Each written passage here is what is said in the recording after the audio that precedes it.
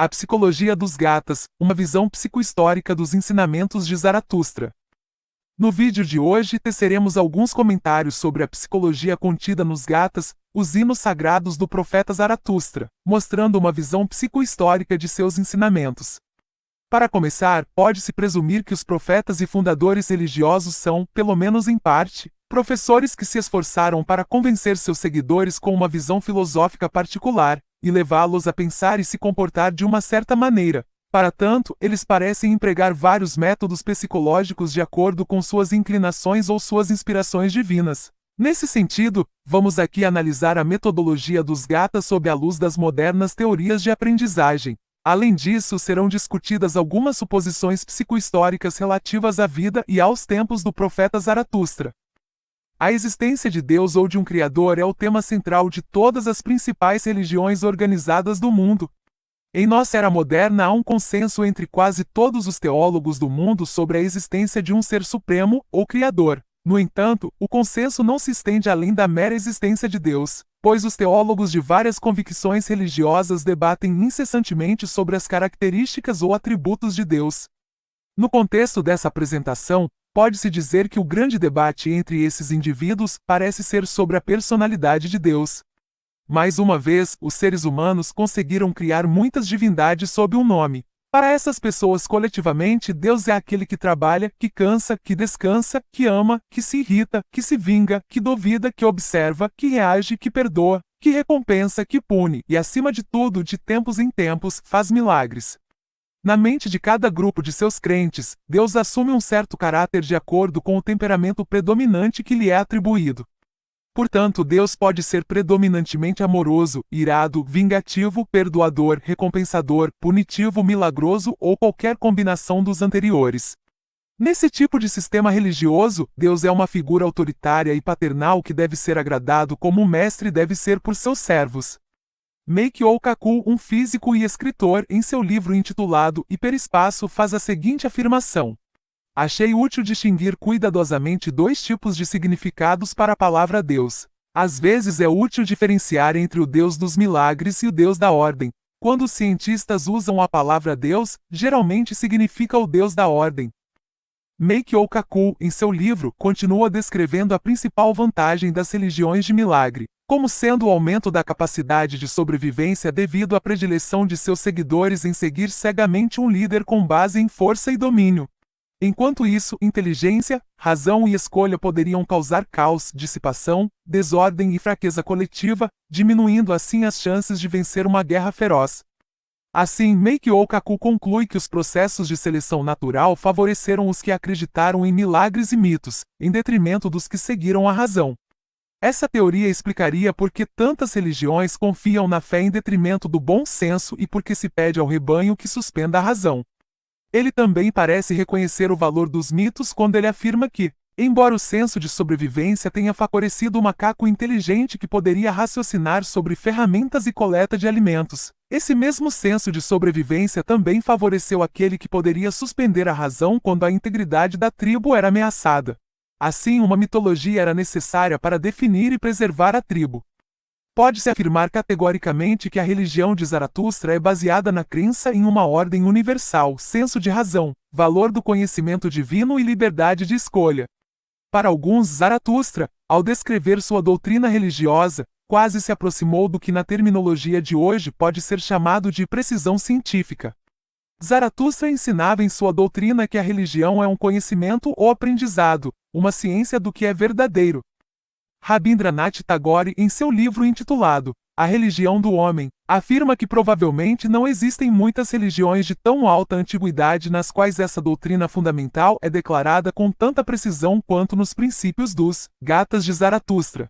Assim são os incrédulos que não sabem, e ao contrário, os crentes são instruídos porque penetraram nesse conhecimento da verdadeira religião. Aqui cabe fazer algumas perguntas. Como Zaratustra tentou ensinar a ciência do que é verdadeiro?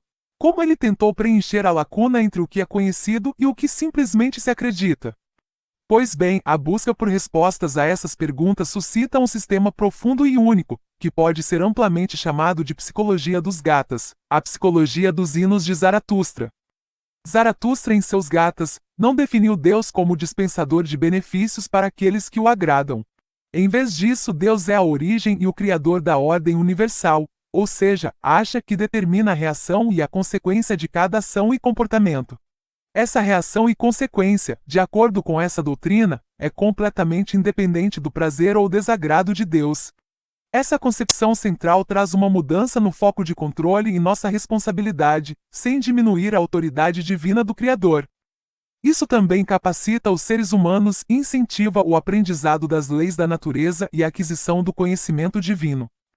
Uma vez que o ser humano compreende as leis da natureza e o sistema de consequências, ele deixa de propiciar a Deus concessões especiais e passa a pensar, falar e agir de forma coerente com sua ordem eterna e universal. Assim o ser humano se torna justo.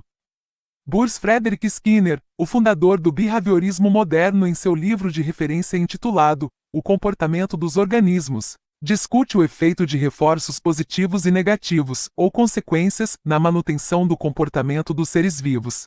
Simplificando, de acordo com Skinner, os reforçadores positivos, ou recompensas, aumentam a frequência de um determinado comportamento, enquanto as consequências negativas, ou punições, diminuem a probabilidade de ressurgimento do comportamento. O reforço negativo, embora tenha mais sucesso em extinguir as manifestações indesejadas, a longo prazo pode causar contaminação comportamental e os efeitos podem não ser tão duradouros como no caso dos reforçadores positivos. Em outras palavras, o medo da punição só é eficaz enquanto a percepção e a intensidade da punição permanecerem intactas. Caso contrário, torna-se quase tentador adotar o comportamento proibido. Muitas religiões dependem predominantemente do medo e da punição para reduzir a não obediência de seus adeptos. Mas nos Gathas de Zaratustra, existem referências abundantes ao valor positivo inerente de pensamentos, palavras e ações corretas. De fato, parece que a ideia do condicionamento operante foi expressa pela primeira vez nos hinos de Zaratustra muito antes de ser promovida por Skinner. A teoria psicodinâmica, promovida principalmente por Sigmund Freud e seus seguidores, foi o sistema psicológico dominante durante a maior parte do século XX. Os modelos freudianos topográficos, isto é, consciente, subconsciente e inconsciente, e os modelos estruturais, ou seja, id, ego e superego da psique humana são, até certo ponto, consistentes com a psicologia dos Gathas de Zaratustra. Parece que Spenta-Meniú e Aka-Meniú ou Angra-Meniú posterior podem facilmente abranger os conceitos freudianos de superego e id. No entanto, a psicologia freudiana não vai longe o suficiente para incluir o conceito de discernimento, que é um atributo exclusivamente humano. Vohumaná, por exemplo, é a capacidade inata dada por Deus que, entre outras coisas, permite a cada indivíduo discernir a qualidade de suas ações e escolher livremente o caminho de sua jornada pela vida. Essa é uma diferença importante e uma grande falha das psicologias freudiana e skinneriana, pois elas assumem que os conceitos dualistas de bem versus mal, de certo versus errado, de progressivo versus destrutivo, e de justo versus enganoso, são noções inteiramente aprendidas e transmitidas de geração em geração de acordo com as tendências culturais e idiosincrasias de cada grupo em particular. Obviamente, de acordo com essa escola de pensamento, seja freudiana ou skinneriana, não pode existir nenhum sistema universalmente aceitável de dualidade.